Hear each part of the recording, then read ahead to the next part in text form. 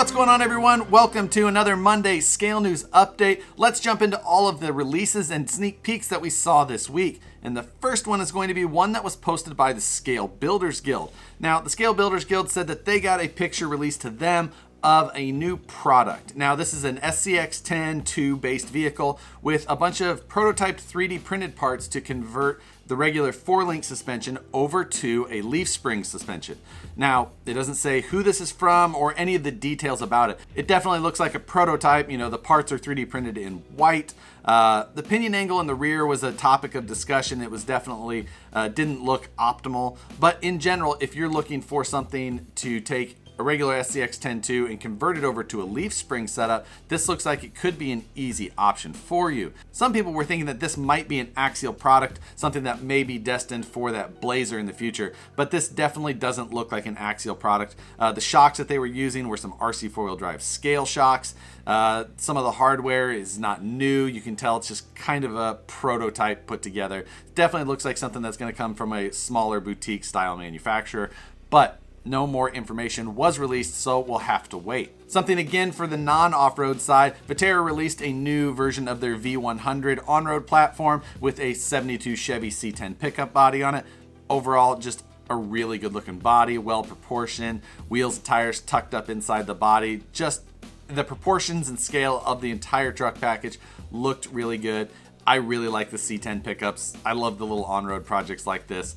In general, just a cool little release. Something they put out. It's a RTR brushed for $249. And then the two biggest releases that we saw over the last week were from Traxxas. The first one was the Traxxas Ready to Run Bronco version of the TRX4. Now, there's a number of differences between this TRX4 and the original TRX4 with the Defender body or the tactical version.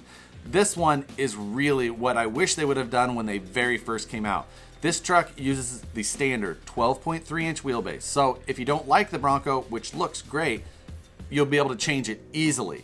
Another bonus about that is on the Defender body version, the inner fender wells were mounted to the body. Then if you just wanted to change the body, you lost those nice inner fender well details. The inner fender wells on this truck are mounted to the actual chassis. So change the body, keep your fender wells.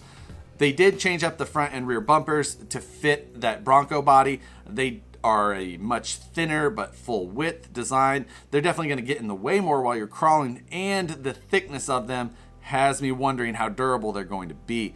But for the look and for the body that they're going after, they look really good. It's got a new set of wheels on it to match the period styling of that Bronco, and it comes with the same terrible looking non-scale tires. They also included a new front-mounted battery tray for 1/16th sized batteries. Now, I think that's probably for the guys who want to have a smaller battery pack and not so mid-mounted, more forward-mounted for more weight. I'm not sure exactly how big of a battery pack you can fit up there, but Crawler Innovations had a battery tray that I had talked about on the Scale News Update way back, and I think that they're able to fit a pretty decent-sized 4-cell pack that they've been running. So, in general, you can run something up there. We've seen it done. Overall, I think the Bronco body looks great, and it comes with clear front windows at the very least. A step in the right direction. It's nice to see them kind of getting on board with real current trends to the scale crawlers. The body's going to come in two different options, a sunset version, which is like this fade orange, red, yellow thing, and then one with just a red stripe down the side. I really wish that this would have been the first release that Traxxas did. I think that this is so much more appealing in so many ways compared to that tactical version or the Defender version. But we've got it now, and looking forward to seeing how this thing does. And then the second big release for this week from Traxxas was their Kit version of the TRX4. Traxxas Kit is almost mind-blowing enough. And then you see it, and you realize that they had to do it their way again. It's a kit, but it comes with all of the electronics, the things that I don't want to buy when I'm buying your kit. Now, there are some reasons why I understand what they did. The TRX4 is incredibly complicated to set up with micro servos for front and rear locking differentials, the 2-speed transmission, and then, of course, steering and throttle.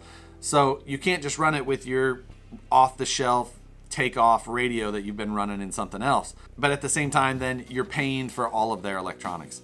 So it's a kit, but it's done a Traxxas way. It doesn't come with a body, which I like. Let us choose our bodies. Cool deal there.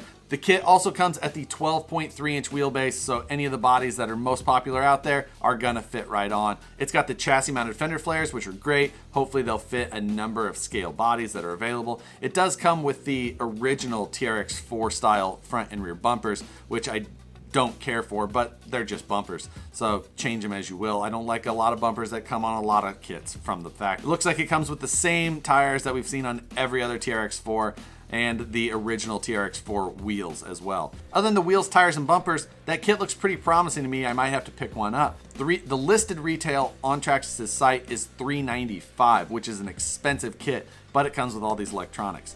The new ready to run is $479, so you're looking at a difference of about 85 bucks. So that covers the news part. Let's jump in and do another channel spotlight. Last week we talked about Mike's RC World. You got a chance to look at his. This week I'm gonna do a little bit differently. It's kind of a combo between a channel and a Facebook page. Van Ord's Customs has started a new thing called Live at 9:45. What he's doing is he's taking the time and organizing live interviews with people throughout the hobby. Now, it looks like they're ranging in time. He's got a ton of people scheduled to talk, and he's doing live interviews over Facebook.